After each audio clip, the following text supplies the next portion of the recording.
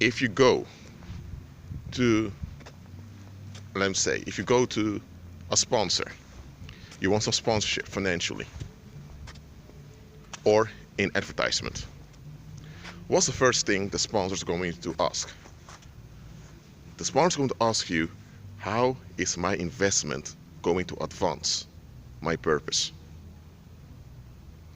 If you have a gay rights activist, he will sponsor projects as long as those projects promote LGBT rights.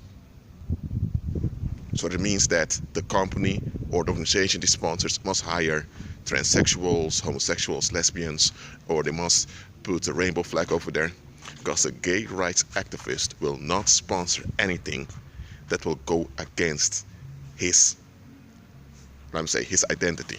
He identifies as queer or as, anyway, he identifies as something not in line with Christ's design of sexuality, so he will not sponsor Christ's design of sexuality. Never. Because that would undo his identity. Now, why am I speaking about this? Because I'm using this as a parable to you. If you have an organization that's solely for white power, those racist organizations where it's a new version of the KKK or it's a new extreme right-wing movement, they will sponsor things and they will back up and defend things as long as it is in line with their purpose, which is an exclusively white-skinned society. That's how they do it. You may have a black power organization.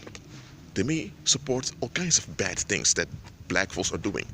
Why are they doing that? They may not agree with all those things they're sponsoring, but they sponsor those things because those things they sponsor will advance their agenda. It will advance their purpose. Check if you will ever find a Muslim organization that will sponsor an anti-Muslim party. If it happens, then you know that that anti-Muslim party is not an anti-Muslim party, it's just a cover-up. Because a Muslim organization or an Islamic group will never promote anything that goes against Islam, because they would be investing against their own well-being as an institution or as a people. Then why is it that you have believers who ought to be in line with Christ, yet they sponsor principles, values, morals, ethics, all kinds of good things that are inconsistent with Christ? Yes, there are believers doing that. They sponsor a lot of stuff, whether it's on their Facebook pages or whether it is in their daily life. They sponsor a lot of things that really they shouldn't sponsor.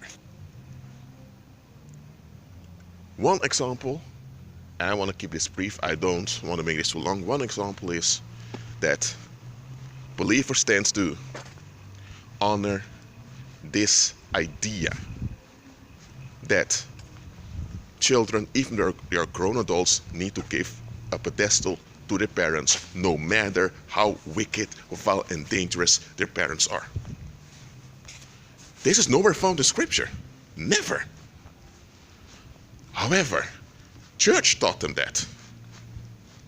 And church attached all kinds of morals and values to it that the world embraces.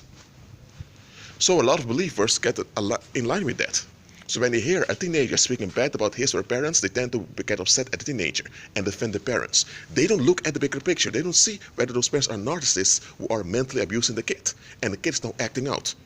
They don't check that. They only check, well, it's written, honor your mother and father, and church validated this by saying you need to give a pedestal to your parents no matter what, so believers sponsor it. So now they take side with potential abusers. And those abusers often claim the name of Christ because they know if they claim the name of Christ, there are deluded people who think they're doing God's will that will back them up. That's why you have a lot of so-called Christian narcissists. There's no such thing as a Christian narcissist, but because a narcissist cannot be in line with Christ. But you have those narcissists that claim the name of Christ and they abuse their children, they harm their kids, and they always come with honoring mother and father, and many people, even unbelievers, tend to take their side out of principle. Well, that principle of giving an unconditional pedestal to your parents or your ancestors is not in line with Christ. It enables transgenerational violence. It enables curses. It enables harm. This trends from generation to generation. So why are believers sponsoring that?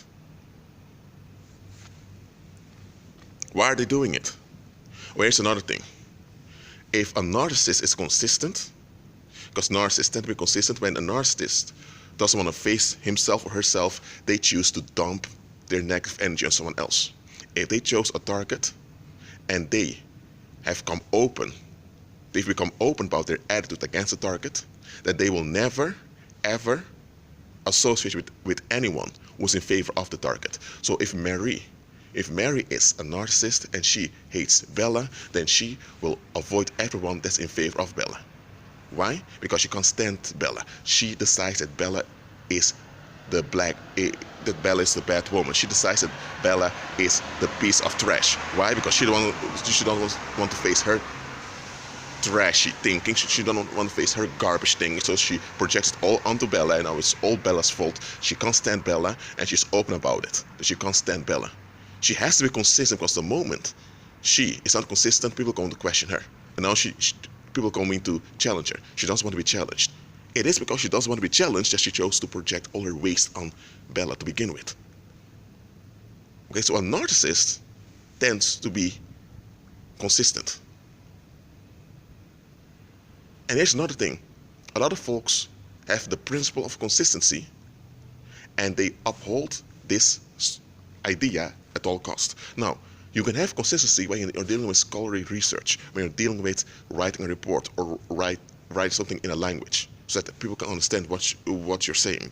But if a narcissist is consistent, don't praise the consistency of the narcissist, okay? Because he or she is an evildoer. So are you not going to honor evil because evil is consistent? Then you might as well honor the spirit of death. Then you might as well honor Jezebel's spirits. You might as well honor Python's spirits or Satan himself. I mean it. Why are believers sponsoring things that are not in line with Christ? For example, there are Christian hymns that they sing in many churches, but when you examine the lyrics, those lyrics, if you would take away the context of worshiping God, if you take that away, you would only examine the lyrics. The lyrics are really an incantation of evil spirits. Because when you examine the lyrics are really debasing the believer. You have believers sing things like, I am a flower quickly fading, here today and gone tomorrow. And then I'm thinking, what? Yes, a phrase like that is found in the Psalms somewhere. It's a poetic expression. But just because you find a poetic expression in Scripture doesn't mean you have to agree with it. Come on. Christ rose from the dead. He wants you to operate in His resurrection power. And He made plain unto you, you will inherit the earth. Yes, this body of yours will expire, but you'll get a new body when He returns. You inherit the earth, and yet you are singing that you are a flower quickly fading. Well, it's written in Psalms 103 that your youth will be renewed as that of the eagle. So you have permanent youth, permanent health, promised by Christ. He paid for it at Calvary. He is risen. So you have the powers available to you, but yet you're claiming you're a flower quickly fading. What? Huh? Are you kidding me? Seriously, examine what you're sponsoring. Be at peace.